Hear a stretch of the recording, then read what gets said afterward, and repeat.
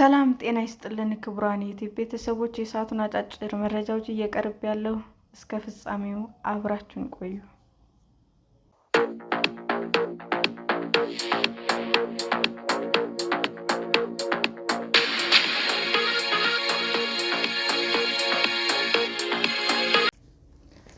መንግስት በወንጀል የተጠረጠሩ ዜጎችን የሸሸ ሀብትን ለመለዋወጥ የሚያስችል ረቂቅ ሕግ ለፓርላማው አቀረበ።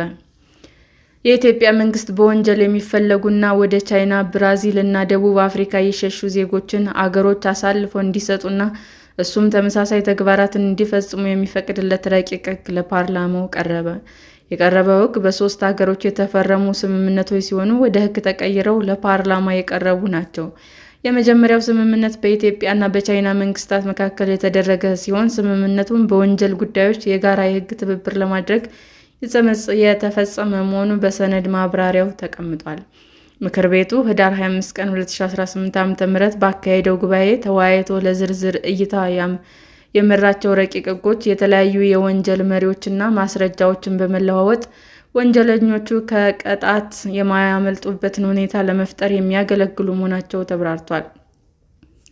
ከቻይና መንግስት ጋር የተደረሰው ስምምነት በወንጀል ምርመራ፣ ክስና የክርክር ሂደት የሁለቱንም ሀገሮች የሕግ አካላት ስራ ውጤታማ በማድረግ የወንጀል መከላከል ውጤታማነት፣ የፋይናንስ መረጃ፣ የወንጀል ሪከርድን ጨምሮ ለምርመራ የሚያግዙ መረጃዎች፣ ሰነዶችን መለዋወጥ፣ የተጠርጣሪን የምስክርን ቃል መቀበል፣ በወንጀል የሚፈለጉ ሰዎችንና ዕቃዎችን ማፈላለግ፣ መለየትና መጣሪያ ማድረስ ያካትታል።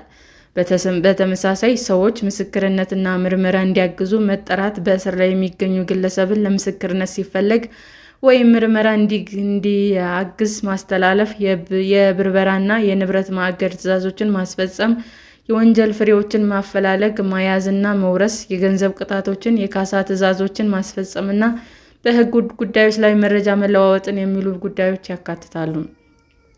የተመዘበረ ወይም የወንጀል ፍሬ የሆነ ንብረትን በተመለከተ ትብብር በተጠየቀበት ሀገር የተገኘ የተያዘና የተወረሰ ንብረትን ለመያዝ ለመውረስ በተባበረ ሀገር የወጣ ውጭ ብቻ ተቀንሶ የቀረውን ንብረት ወደ ትብብር ጠያቂ ሀገር የመመለስ ግዴታ ትብብር በተጠየቀ ሀገር ላይ እንደሚወድቅም ረቂቁ ያብራራል።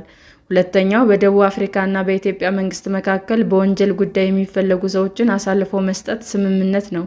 የስምምነቱ መሰረት አስቸኳይ ሁኔታ በሚፈጠርበት ጊዜ አሳልፎ የመስጠት ጥያቄ ከመቅረቡ በፊት በወንጀል የሚፈለገው ግለሰብ በጊዜያዊነት በቁጥጥር ስር እንዲውል በሚጠየቅበት ጊዜ የጉዳዩን አግባብነት ተገንዝቦ ተፈጻሚ ማድረግ አስፈላጊ ሲሆን ተፈላጊውን የመያዝ እስከ 60 ቀናት የማቆየት ግዴታ ይጥላል።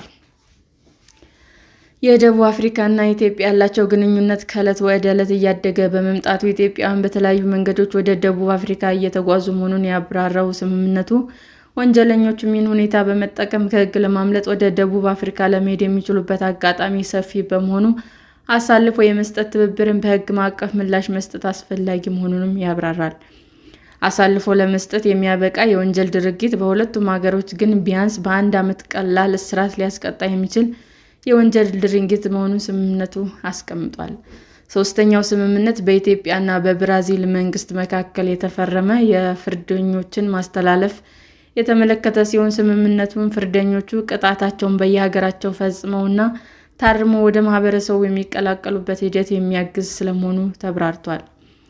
የብራዚል ዜጎች በተለያዩ ወንጀሎች ተጠርጥረው ኢትዮጵያ ውስጥ በሕግ ጠለላ ስር የሚገኙ መሆናቸውን የሚያብራራው ረቂቁ በተመሳሳይ ከሁለቱ ሀገሮች እያደገ ከመጣው ግንኙነት መነሻም ኢትዮጵያውያን በተለያዩ ወንጀሎች ተፈርዶባቸው በብራዚል ማረሚያ ቤት ውስጥ የሚገኙበት ዕድል ሰፊ በመሆኑ ስምምነቱ ፍርደኞቹ ወደ ሀገር ለመመለስ ያግዛል ተብሏል።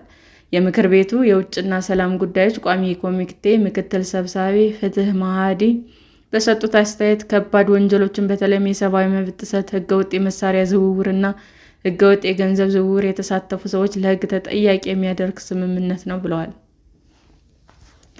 በስምምነቱ መሰረት ከባድ ወንጀል የፈጸሙ ወደ ሌላ ሀገር የሚሸሹ ዜጎችን አግባብነት ባለው ህጋዊ በሆነ መንገድ ፍትህ የሚሰጥና ሀብት ያሸሹ ዜጎችን ቅጣት የሚሰጥ በመሆኑ ሊደገፍ የሚገባው ነው ብለዋል።